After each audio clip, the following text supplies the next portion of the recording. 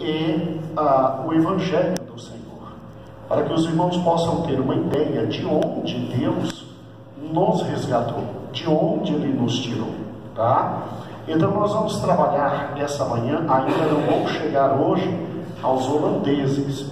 Os holandeses eu chego no domingo que vem, numa nova tentativa do protestantismo se estabelecer em nossa nação. Hoje eu preciso que os irmãos vejam algumas contradições que doem no coração, mas louvado seja o nome do Senhor. Isso é fundamental para que possamos entender tudo aquilo que Deus fez por nós. Muito bem, vamos juntos então. Brilha a luz no Brasil. Nós sabemos perfeitamente que naquela ilha pequenininha aqui, ó, tão pequenininha, né, mas tão grande para a história humana, porque foi exatamente nesse localzinho que toda a cultura ocidental foi salva. Todos os escritos antigos foram salvos, principalmente pelos irlandeses nos mosteiros. E é interessante que daqui também saíram nossos irmãos puritanos. Eles vieram para essa faixa territorial pequenininha aqui, ó. Você está vendo? Vou voltar de novo para que você veja, ok? Para essa faixa territorial bem pequenininha. E obviamente daqui o Evangelho se expande por todos os Estados Unidos, mesmo ali já sendo dominado por católicos. Depois esses irmãos que têm a chama absolutamente acesa, eles se movem para a América do Sul, e aqui na América do Sul o Evangelho chega no Brasil. O Evangelho chega no Brasil. Domingo passado nós vimos a primeira tentativa do Evangelho chegar, não pelos irmãos missionários da América do Norte, mas por obreiros enviados por Calvino a pedido de Villegagnon. Deu tudo errado, mas louvado seja o nome do Senhor. Amados, aqui está o que nós chamamos das 13 colônias, ok? Geórgia, Carolina do Sul, Carolina do Norte, Virgínia, até chegar aqui em cima em Massachusetts, né? Massachusetts. Perdão. E aí o que acontece? Eu preciso que os irmãos agora prestem atenção aqui, ó. Exatamente nesse mapa pequenininho. Os irmãos bem sabem que através dos espanhóis e portugueses, o catolicismo dominou toda a América do Norte e também toda a América Central, a América do Sul e a América Central. Sobrando então só essa pequena faixa de terra para os irmãos que vieram da Inglaterra, os irmãos puritanos fugindo do anglicanismo, que sempre foi e sempre será um catolicismo disfarçado. Aquela faixa bem ali, ó, bem pequenininha ali, ela foi ampliada por mim aqui, ó, nesse mapa maior. E obviamente nossos irmãos se expandiram daquela faixa bem pequenininha, atingindo toda a América do Norte. Eu preciso que os irmãos se recordem que, como nós já estudamos, os irmãos que vieram da Inglaterra para o Novo Mundo, eles vieram, obviamente, trazidos pelo desejo inequívoco de fugir das perseguições religiosas na Inglaterra. Nós estudamos isso com o pastor Elias. E aí chegaram aqui em primeiro lugar os anglicanos. Eles ficaram na parte sul, né? E um pouquinho ali na parte norte. Depois chegaram os irmãos batistas. Eles foram para a parte norte do nosso continente. Do lado de todo irmão batista sempre vai ter um congregacional, que eles racharam, né? Os batistas arminianos e os congregacionais, eles sempre foram calvinistas. Então Do lado de um batista, sempre um congregacional, obviamente trabalhando. E também veio para cá nossos irmãos presbiterianos, que estavam fugindo ali da Inglaterra e ocuparam principalmente a faixa do meio ali dos Estados Unidos. Os irmãos Quakers também vieram e, obviamente, católicos romanos aqui também vieram, tá certo? Se estabeleceram ali no meio e aqui estiveram. Até aí nenhuma novidade, nós já estudamos isso. O que eu quero lhe chamar a atenção é: veja que fato extraordinário. Como é que os irmãos puritanos, com que espírito eles vieram para os Estados Unidos? Aquela pequena porçãozinha de terra e depois se expandiram. Primeiro, eles vieram com a firme convicção de fundar uma nova Inglaterra. Ou seja, eles vieram com a convicção de ficar, estabelecer família, estabelecer genealogia na nova terra, e na nova Inglaterra, o atual Estados Unidos, eles vieram para viver a liberdade religiosa. Então, a Bíblia era o centro de tudo, principalmente do conhecimento. Primeira preocupação deles, após estabelecer, levantar as casas e levantar as igrejas, foi levantar escolas. Olha que fantástico, irmãos, nossos irmãos ali da parte norte da América. Primeira preocupação é a preocupação educacional. Tanto educacional cultural, quanto a educacional trabalhadora. Como era a educação elementar? Acompanhe comigo. Nas colônias do norte era gratuita. Nas colônias do sul, você tinha que pagar alguém para ensinar seus filhos a educação elementar, a básica, aquela para aprender a ler e escrever. Engraçado, né? Você viu que nas colônias do sul, você tinha uma predominância de anglicanos. E nas colônias do norte, você tinha uma predominância de quê? Presbiterianos, batistas e congregacionais. Deixa eu te mostrar isso aqui, bem rapidinho. Olha aí, ó. Colônias do sul, ó. A figura do rei Henrique. Presbiterianos, perdão, anglicanos. Na parte de cima, os puritanos realmente radicais. Os batistas, os congregacionais e os presbiterianos. E aí o que acontece? Obviamente na colônia do norte, educação elementar para todo mundo de graça. E na colônia do sul, como era na Inglaterra, os pais que eduquem os filhos. E se os filhos conseguirem depois na educação secular, que alcancem o segundo grau e depois a universidade. Muito bem? Como era a educação secundária? A educação secundária era muito forte em cima do latim, da gramática, preparando também com lógica e retórica os alunos para a universidade. E o que é interessante é que a educação universitária era voltada, irmãos, nós estamos falando de Estados Unidos, nós estamos falando de 1776, e esse povo já tinha universidade voltada para líderes civis. Mas eles não eram colônia? Sim, líderes civis e eclesiásticos. Eclesiásticos. Eles tinham a preocupação de, criando líderes civis, a população se levantaria no devido tempo e, obviamente, alcançaria a independência em relação à Inglaterra. E líderes eclesiásticos, por quê? Porque nós viemos para a nova terra, foi para viver à luz do Evangelho. Olha que fantástico, olha que fantástico. E aqueles que não conseguiam chegar às universidades, obviamente, eles tinham uma educação mínima para trabalhar e ganhar seu pão de cada dia. Eles tinham essa preocupação. Então era a educação de sobrevivência.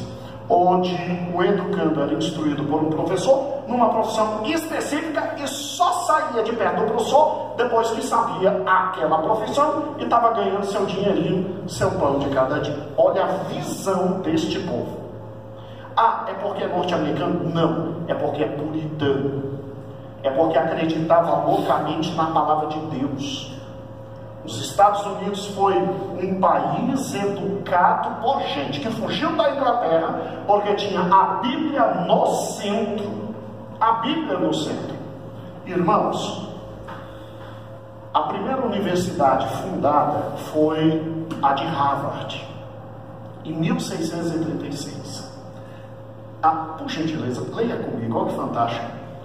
Harvard foi fundada em 1636 para o ensino avançado e para assegurar a tradição religiosa da geração seguinte.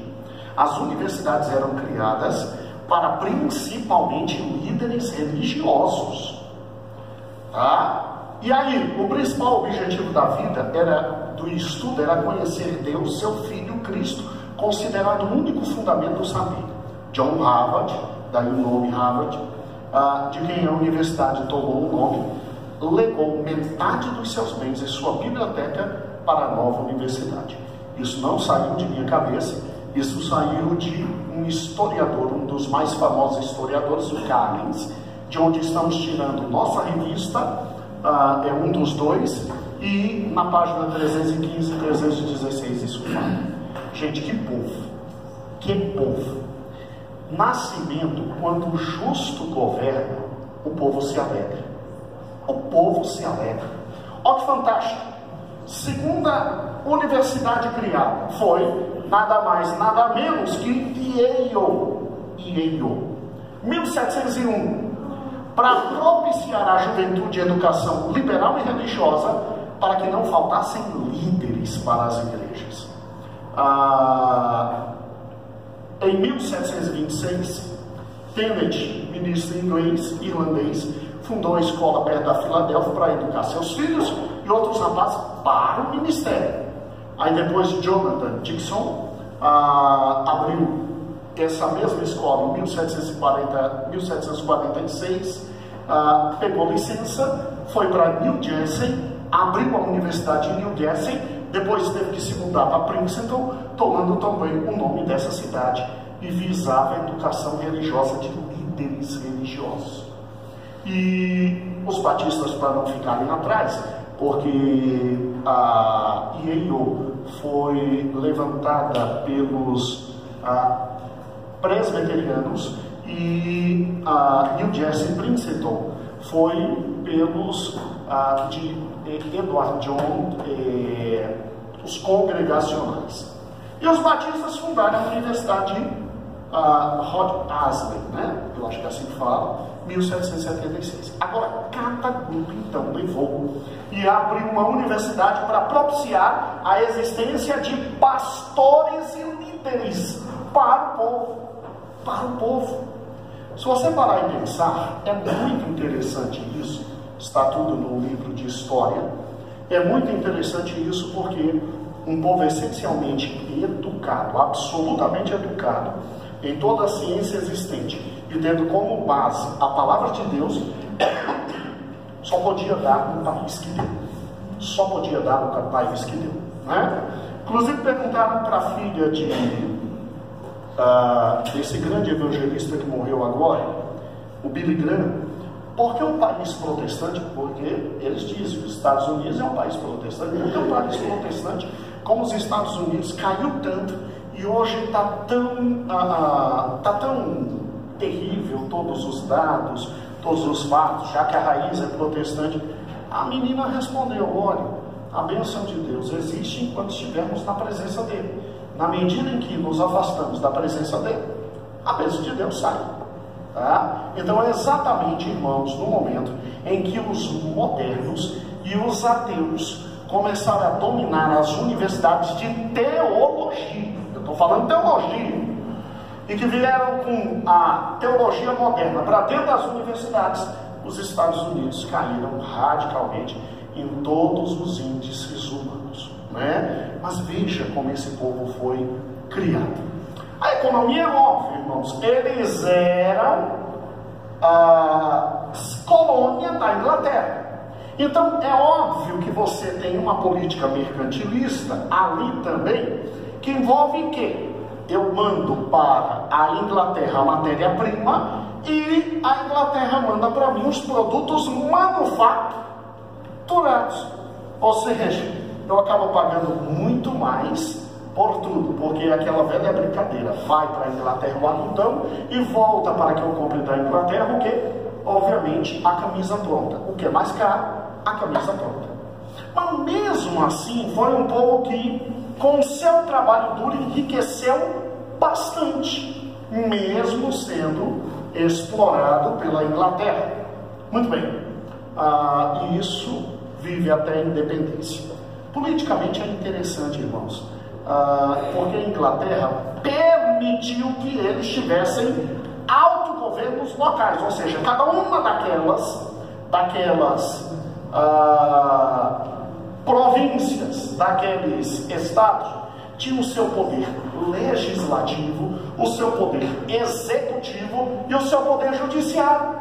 Olha a visão deste povo, perfeitamente estabelecido e tudo com base em princípios bíblicos. Então você tem aqui, obviamente, comunidades muito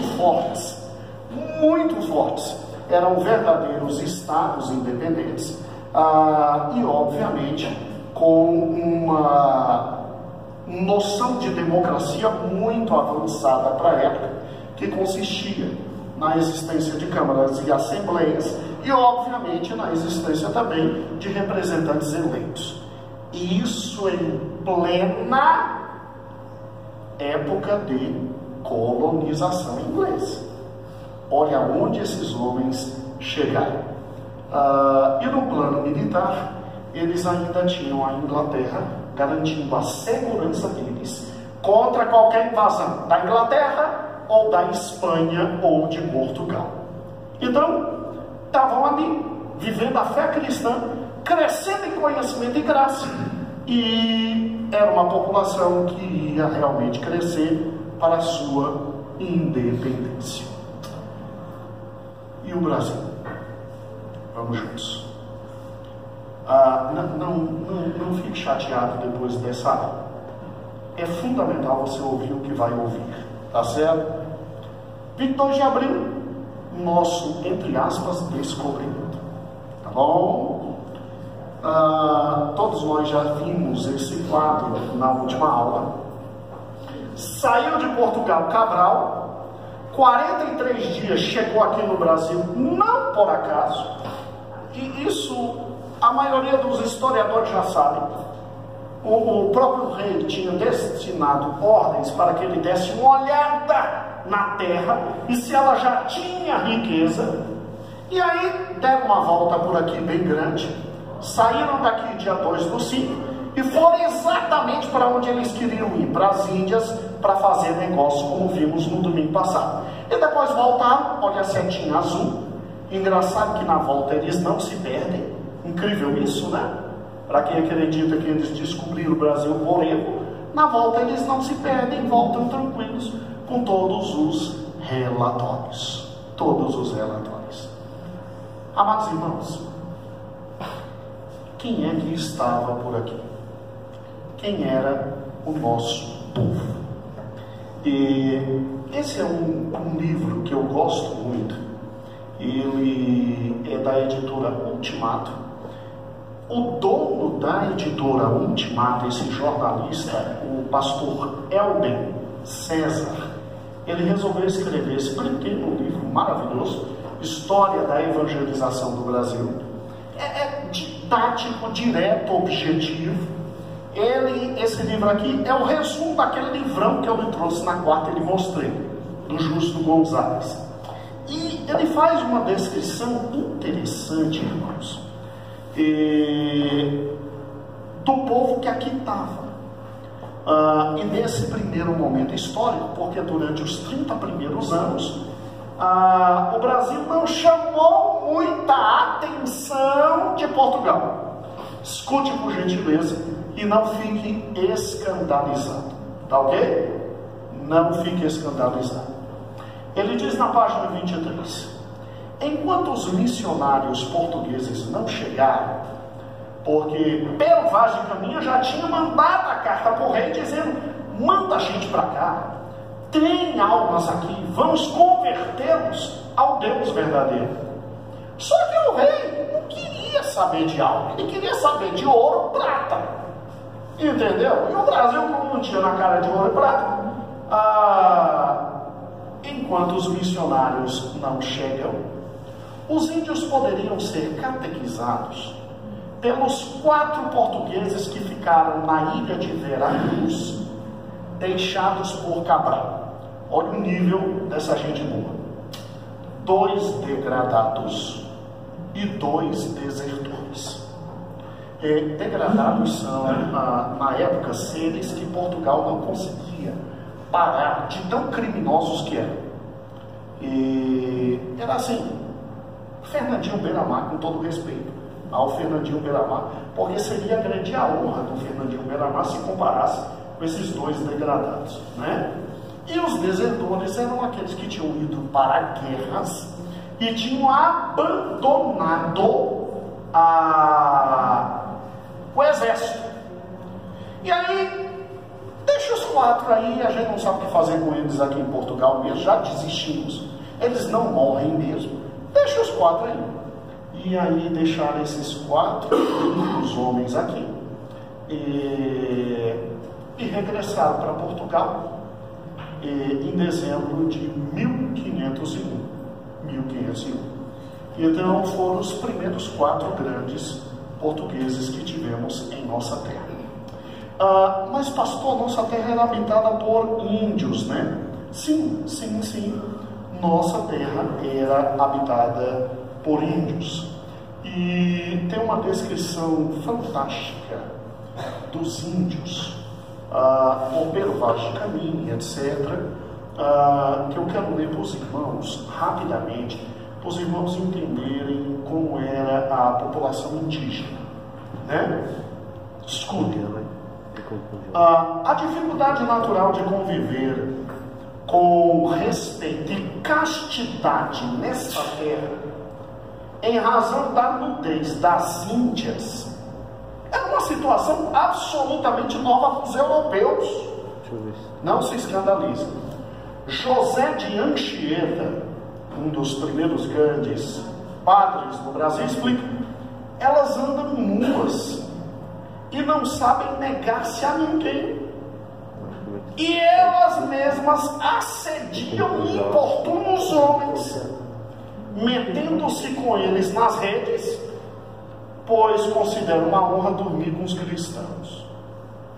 A este respeito, o padre Quirício Cachá, o primeiro biógrafo de José de Anchieta, diz que os tamoios ficavam pasmados de ver um mancebo tão lindo como Anchieta, rodeado de todo o fogo babilônico, e estar nele sem chamuscar um cabelo.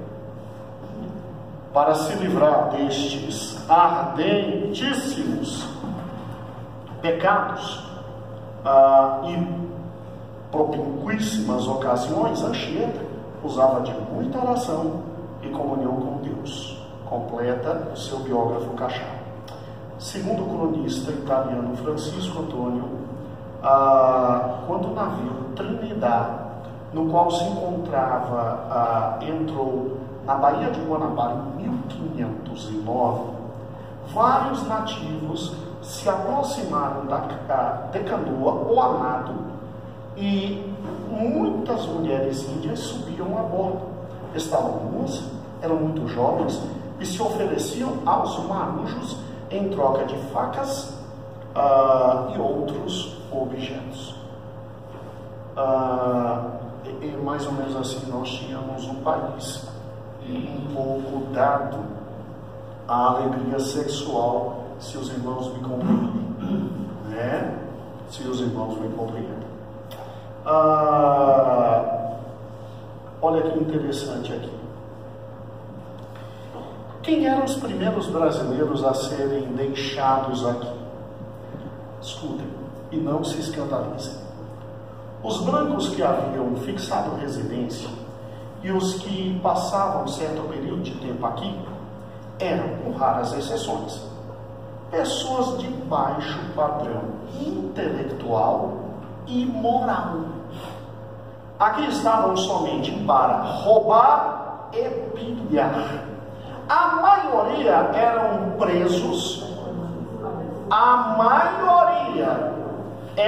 presos, deixados no Brasil, desterrados e desertores,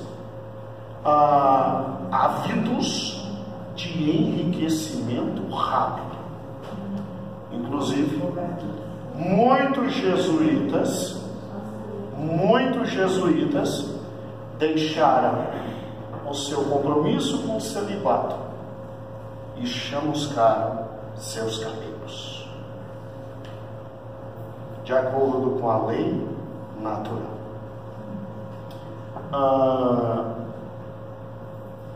Descrição de europeus que aqui chegaram. O sentimento de superioridade étnica do europeu, aliado ao seu poder econômico e militar, causou inomináveis barbáries, especialmente no Brasil colônia.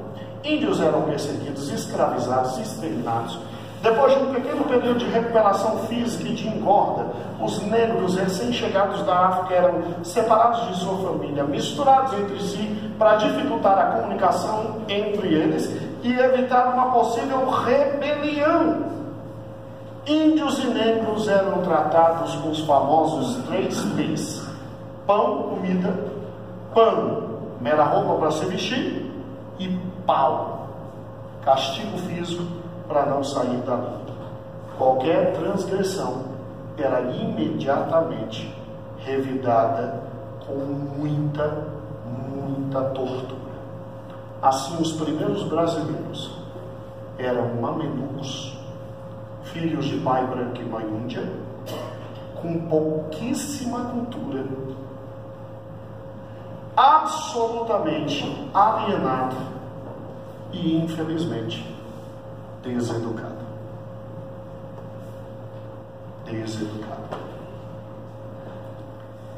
Irmãos,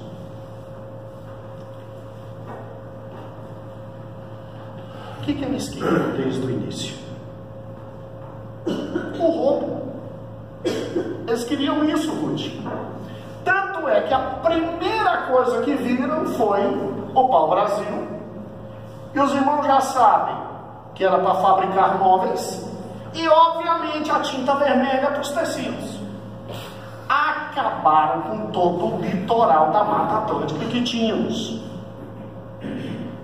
Tanto é que durante 30 anos vinham navios. Os portugueses que aqui estavam era só para chamar os índios, para os índios trazer o pau-brasil, colocarem nas feitorias, encher os navios e ir embora. E você que ficava aí se aproveitava dos índios. Tanto é que o rei de Portugal nem olhou para o Brasil e entregou o Brasil em 1501 para um judeu riquíssimo chamado Fernando de Noronha, que explorou o Brasil quase 20 anos, e a família desse homem ainda é uma das mais ricas do mundo. E a gente ainda pega e dá uma ilha com um nome, dizendo que é um grande homem, né, Vantacha? Não é? Gonçalo Coelho veio aqui para fundar a primeira feitoria. O que eram feitorias? Eram grandes galpões para colocar o pau-brasil e depois levar embora. E não se preocupe, que o grande representante de Deus na terra na época, ao assinar o Tratado de Tordesilhas, disse: olha, Espanha, explore o que quiser, Portugal, explore o que quiser, porque são menos gente que a nós, né? E portugueses vinham aqui direto para expulsar ingleses, franceses e holandeses, que também aqui estavam só para roubar o que a gente tinha. E olha que o ouro ainda não tinha sido descoberto. Até que verificando que o Brasil estava muito indefeso e que estavam roubando muito, fundaram as capitanias, o quê? Hereditárias. Gente, olha que fantástico. 15 lotes. Quem vinha para cá, ricos, fidalgos, que já tinham ficado milionários na exploração da África, vinham para ficar mais milionários ainda. E a função era o quê? Escute, ó. A função era o quê?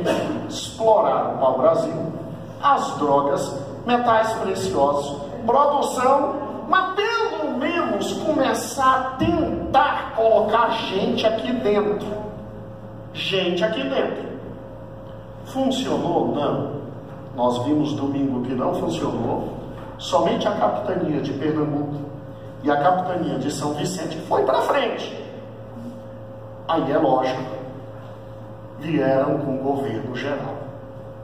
O governo geral era para acabar com capitanias? Não. Era só para trazer uma administração mais centralizada para explorar melhor o Brasil.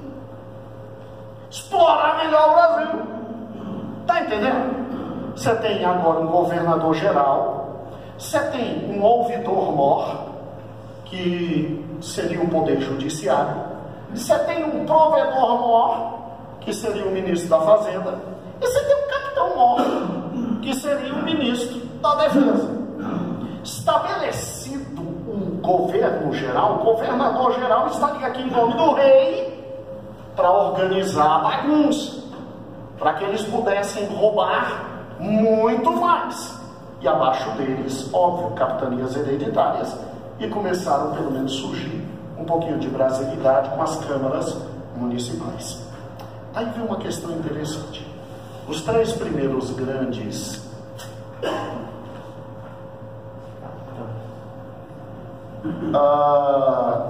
capitães gerais, eles vieram, trabalharam direitinho, a descrição deles aqui e o que eles fizeram, fantástico.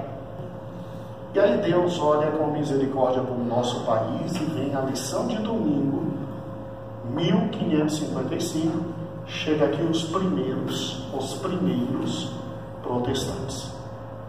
Esse homem aqui, com seu sobrinho, tá? Mendes Sá, e o seu sobrinho Estácio de Sá, expulsam os franceses do Brasil. E morre a primeira tentativa protestante nesta terra.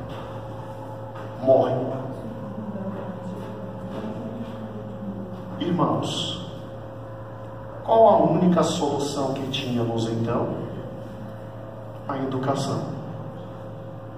O único elo que nos poderia tirar da mão de Portugal e de toda a miséria que estavam impondo a nós era a educação. E graças a Deus,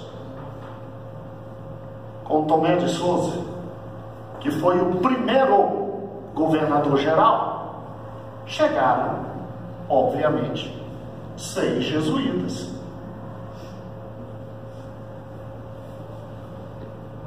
Estamos bem, né? A educação na colônia estava vinculada à política colonizadora, cujo objetivo era a obtenção de quê? Lucro. E, obviamente, voltada para a catequese, transformar os índios em católicos, apostólicos, romanos. E para ajudar nisso ainda vinha um grupo de funcionários públicos. Eu estava lendo essa tarde, o primeiro grupo de funcionários públicos que vieram com Tomé de Souza para nos ajudar era da mais baixa qualidade intelectual e moral em Portugal. Era assim aquele tipo de gente que diz, ó, ele está perto de aposentar, isso não vai produzir mais nada. O que a gente faz? Mata? Não, manda para o Brasil. Manda para o Brasil.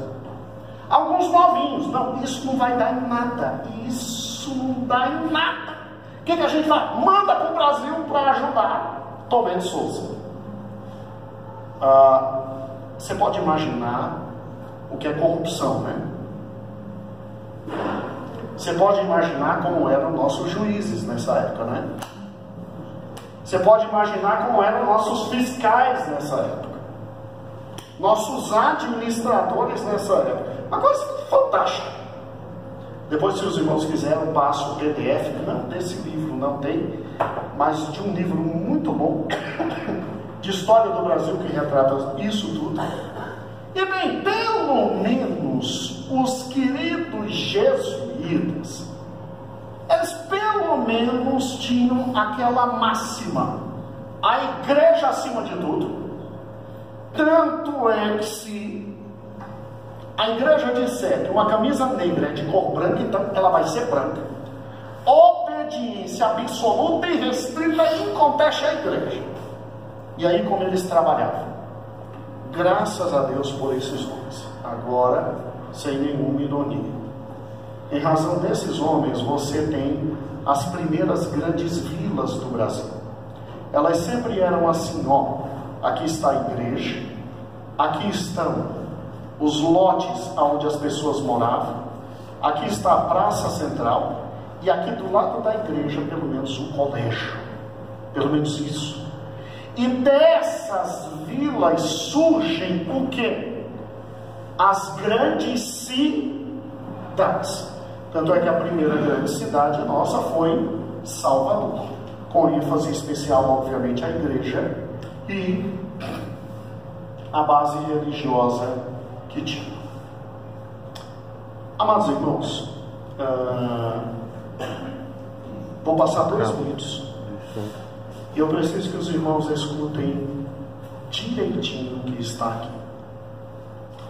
Porque ao expulsarem a primeira manifestação protestante do Brasil, nós ficamos 250 anos na mão dos jesuítas.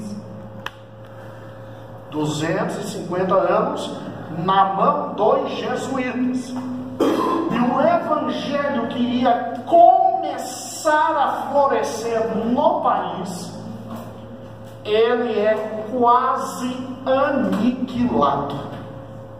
São 2 vídeos que falam sobre a educação jesuíta, e os irmãos entenderão a diferença econômica nossa para os irmãos da América do Norte. Prestem bastante atenção, por gentileza.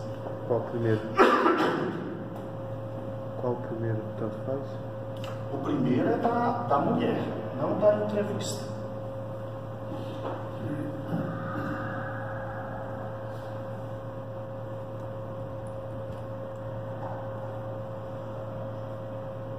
Isso. Olá pessoal, bem-vindos no canal. Eu sou a professora Ana e hoje eu trago aí o início de uma playlist nossa, que é História da Educação.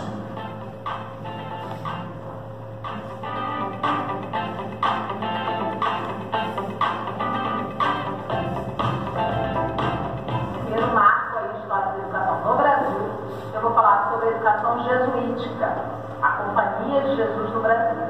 Então, o que acontece? Nosso país ele foi colonizado e vieram para cá com o intuito de quê? De colonizar.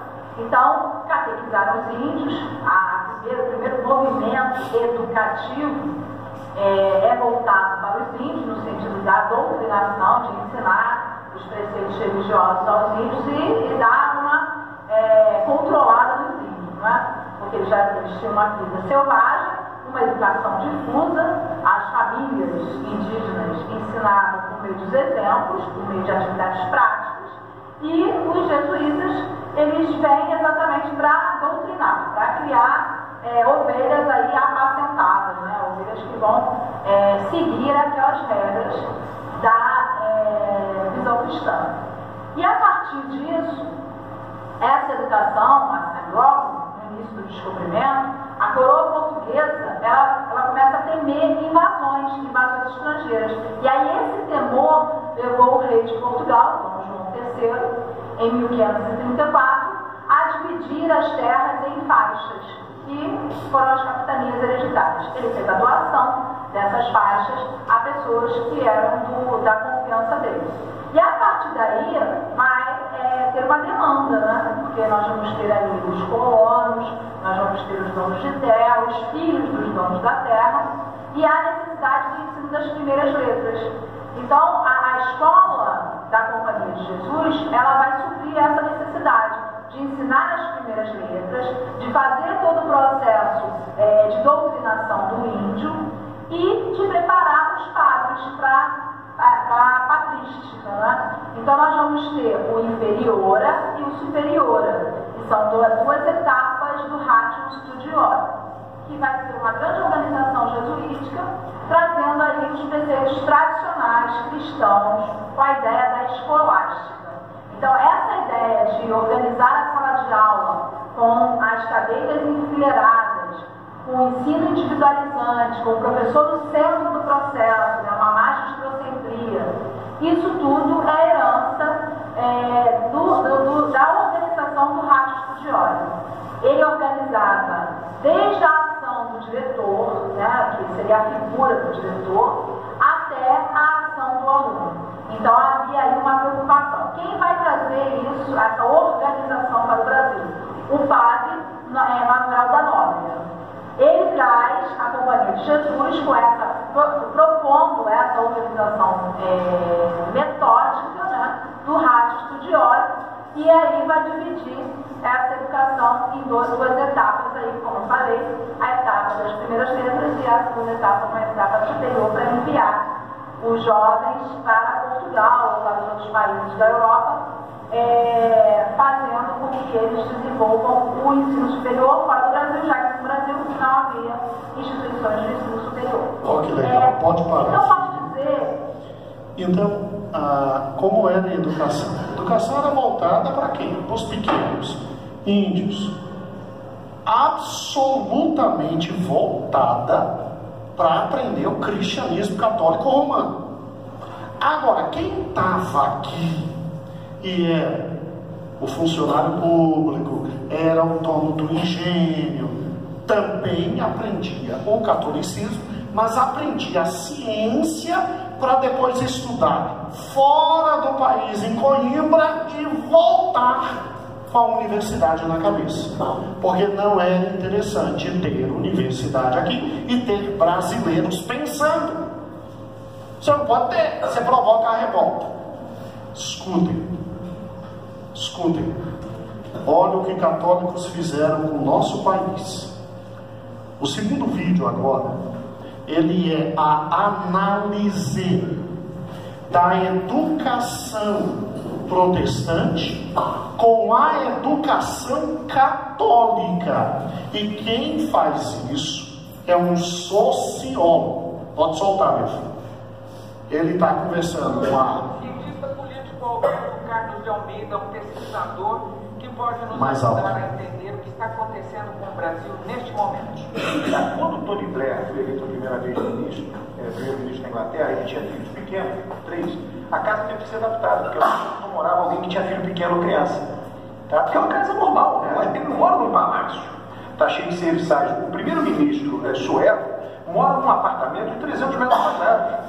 Tá? A população está dizendo o seguinte: eu quero que o dinheiro seja utilizado com eficiência. Vocês estão ali para governar, são nossos empregados. Eles estão falando sobre por isso são nossos empregados. Então, como nossos empregados, vocês não têm que ter nada suntuoso. Vocês têm que ser algo de acordo com o cargo, porém não precisa ser suntuoso. Então, toda essa simbologia é algo que poderia ter uma resposta rápida e iria agradar muito a população. A população ia dizer: não, mas não importa só a simbologia, tem que ter outras coisas. Medidas efetivas de melhor uso do recurso público. Ela vai Aliás, fazer uma pergunta vocês importante. esperam os resultados das urnas. Tá, agora, o Gabi, tem uma coisa que é importante. A gente sempre compara o serviço público no Brasil com o serviço público na Suécia. Não dá para comparar. Por que não dá? Porque o serviço público não é só um problema de oferta, é um problema de demanda. Tá? Quem é que demanda o serviço público na Suécia? Uma população de escolaridade altíssima. Tá? Quem é que demanda o serviço público no Brasil? Uma população muito pobre, com escolaridade muito baixa. Por quê? Por que o brasileiro nunca teve como prioridade a educação? Estou dizendo dos governos. Não, mas eu acho que isso é cultural, isso não tem consideração Mas política, vem da nossa matriz católica. Tá? onde os países católicos, quanto mais forte o catolicismo, as tradições católica e protestante são opostas com relação a isso. Tá? O catolicismo decidiu educar a elite. Não é por acaso que tem universidades e colégios jesuítas. Tá? Quando veio a reforma protestante na Alemanha, na Prússia, sei lá, quando veio a reforma protestante foi a seguinte decisão que eles tomaram: vamos educar o povo. Quando começou a reforma, 90% da população, 99% era analfabeta. Só era alfabetizada a coroa, os nobres e o pleno. O resto todo mundo era. Eles disseram certa coisa: vamos alfabetizar todo mundo, porque todo mundo tem que ler a Bíblia.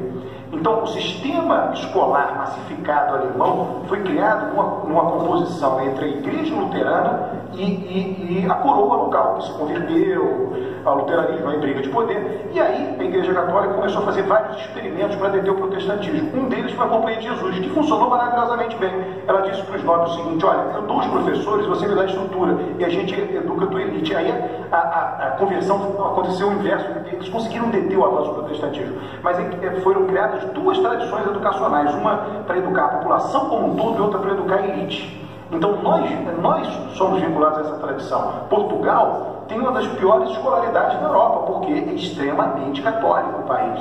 Tá? Isso não é uma conspiração das elites, simplesmente o político que investir demais em educação não recebe em troca o voto, porque o eleitor também não apoia isso, ele prefere que invista em consumo, em saúde, tem várias razões para isso, mas eu estou dizendo, a educação não é um valor em si próprio para nós, como é no país protestante. A educação para nós é um valor como meio para atingir alguma coisa. Então você vende educação no Brasil dizendo: olha, mais educado você vai ter mais renda, mas não é que seja um valor em si. Tá? Isso é algo que tem a ver com a nossa matriz cultural. Incrível, né? Incrível, né, irmãos? Aí fica uma pergunta: como é que o Evangelho nos atingiria? Como seria possível chegar a palavra de Deus a nós? E como seria possível avançar? Amados, daí ser extremamente importante, volta no início dos slides, no iníciozinho, daí ser extremamente importante nós compreendermos ao mesmo tempo o que Deus vai fazendo aqui no Brasil e o que Deus vai fazendo lá em cima. Lá em cima.